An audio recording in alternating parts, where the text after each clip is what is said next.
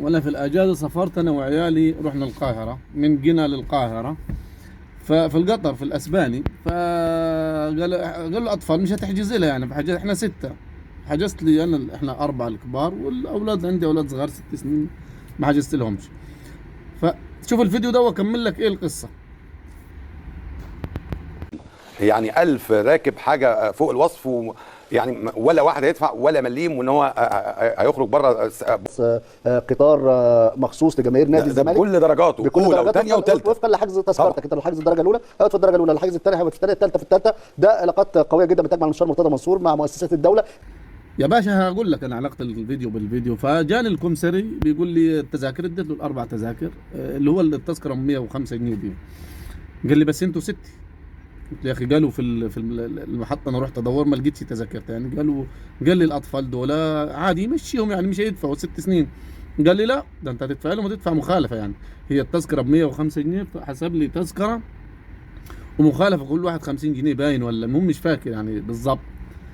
طيب انت حسبتني على عيال صغيرين، دفعتني تذكره ومخالفه. اشوف بتاع مواقف وارجع لكم. اهو ما خالف بتاع مواقف.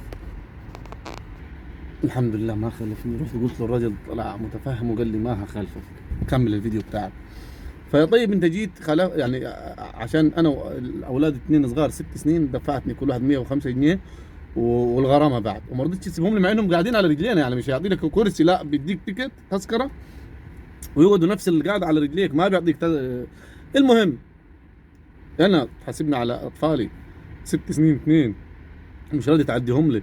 و1000 واحد زملكاوي باتصال من مرتضى منصور للمسؤول يودي 1000 واحد زملكاوي من القاهرة الأسوان. تعرف يكلف على الأقل 1,000,000 جنيه تذاكر، لأنه أولى وثانية وثالثة يعني. على الأقل يعني أقل شيء يزيد ما ينقص 1,000,000 جنيه. 1,000,000 جنيه البهوات بتوع نادي الزمالك الجماهير. طبعا الموضوع مش قصة نادي زمالك ولا نادي أهلي، بس الموضوع إن أنا راجل غلبان ورحت بتدفعني، وعشان الباشا مرتضى منصور تعديه ب1000 واحد زملكاوي من القاهرة لأسوان، مش الجنة يعني. أنت عارف من جنة، من مركز أبو تشت الجنة لأسوان نفس المسافة من مركز أبو تشت للقاهرة يعني دبل. كده أظن إنه ما فيش فايدة، ما فيش أمل إنه إحنا نتقدم ولا نتطور ولا ننفع، ولا البلد هتبقى فيها يعني أمل إنه هي تبقى أحسن من كده. ده اللي أنا حبيت أقوله. السلام عليكم.